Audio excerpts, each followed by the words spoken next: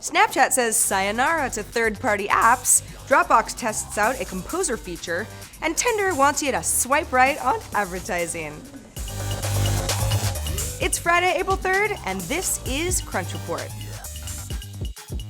Snapchat is putting the kibosh on third-party Snapchat apps with highly creative names like Save Snap and Snap Sender and Snapbox, Snap Up, Snap Hack, and Snap Saved that allow users to do things that the main app doesn't, like automatically save incoming photos or share pre-recorded items from their phone's camera roll. Now, Snapchat confirmed this week that these apps won't work anymore, and soon they'll shut down the third-party ecosystem altogether. Snapchat never actually provided developers with official access to its API, but a ton of third-party apps had reverse-engineered access to those APIs, which caused problems. You might recall that last October, insecurities in a third-party app caused a major Snapchat hack, which exposed around 200,000 Snapchat photos, which is not very ephemeral at all. With the new crackdown, Snapchat says that its API is now strong enough to lock out third-party apps, and that it's also been working with both Google and Apple to try to get the apps removed altogether from both app stores, citing terms of service violations. Dropbox acquired the collaborative document service HackPad about a year ago,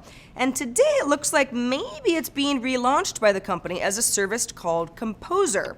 So the existence of Composer was actually outed on Product Hunt, which is actually kind of interesting. So here's what we know. The app is hosted on the Dropbox.com domain, and the name seems to refer to an internal project at Dropbox with requests to authenticate with your Dropbox account so that files can be accessed, folders can be accessed. For those that can authenticate, Composer then displays an error message that reads, "Sorry, you're not allowed to use notes right now." However, one Product Hunt user, who just happens to work at Pocket because everybody works at a startup these days, claims that she was able to log into Composer and actually use it, and that it's a lot like Evernote with collaborative note-taking, tasks, Dropbox files, and tables that are all in line with notes.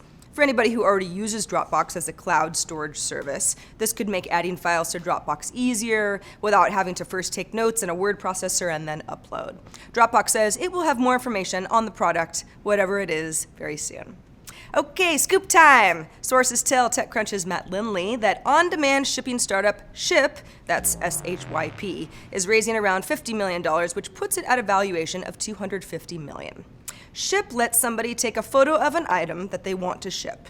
Then the company will send a courier to pick up that item and pack it up and then deliver it, all for $5 plus postage. The service is currently available in Miami, New York, and San Francisco. And earlier this year, Ship released an Android app and in March started letting users return goods that they had purchased online. Prior to this round of funding, which, by the way, Ship isn't officially commenting on, the company raised a total of $12.1 million, including a $10 million round in July of last year.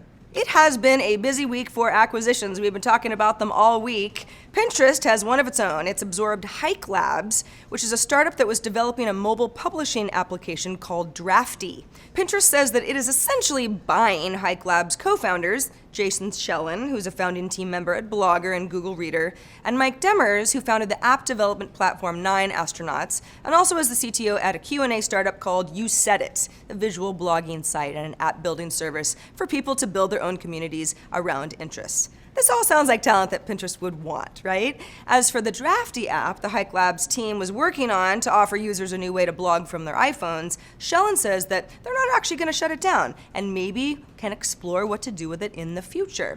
This is Pinterest's 7th acquisition. Past companies include Punchfork, LiveStar, HackerMeter, Visual Graph, Icebergs, and Kosei. In fact, the former Icebergs team just pushed out the updated Pin It button this week. Okay, this is exciting. Who's ready for Tinder ads? No? Nobody?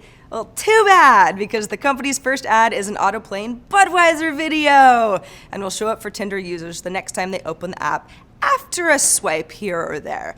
Now, if you're wanting to swipe left on this idea altogether, don't worry, Tinder says that advertising on the platform will be rolling out slowly. As for the video itself, as a user, you can swipe out of the video if you want, just the same way you would for a potential love connection. Left for pass and right for yes. How well the ad is liked or passed over will obviously be recorded by Tinder and then shared with the brand, which is pretty good. The company says that this type of partnership is more about being open to working with brands than about building a new type of advertising. If this still isn't your bag, well, the company recently launched Tinder Plus, which offers premium features for an age-based monthly subscription and will strip out ads altogether. And that is the report for today. I'm Sarah Lane. Crunch Report airs Monday through Friday at 7 p.m. Eastern, 4 p.m. Pacific, right here on TechCrunch.com, and we'll see you Monday.